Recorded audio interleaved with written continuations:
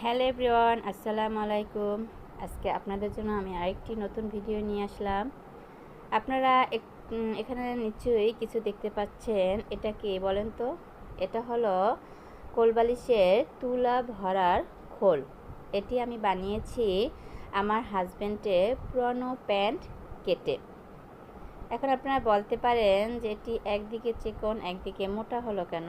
এর কারণ হলো আমি যে প্যান্টটা কেটেছি সেটার মানে সমান সাইজ ছিল না সব দিকে, এই জন্য এটা এরকম হয়েছে। আর আমি বেশি কাটাকাটি ঝামেলাও করিনি, যেরকম প্যান্ট ছিল সেরকম কেটে বানিয়ে ফেলেছি।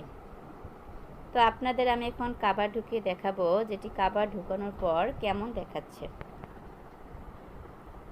হ্যালো গাইজ, দেখেন কাভার ঢুকানোর পর আমি যে খোলটা বানিয়েছিলাম সেটা এখন এরকম দেখাচ্ছে। তো টেকনিকটা কেমন হলো আমাকে কমেন্ট করে জানাবে। আপনাদের ঘরেও যদি কোনো পুরনো প্যান্ট থাকে তাহলে সেটি ফেলে না দিয়ে এরকম কাজে লাগাবেন।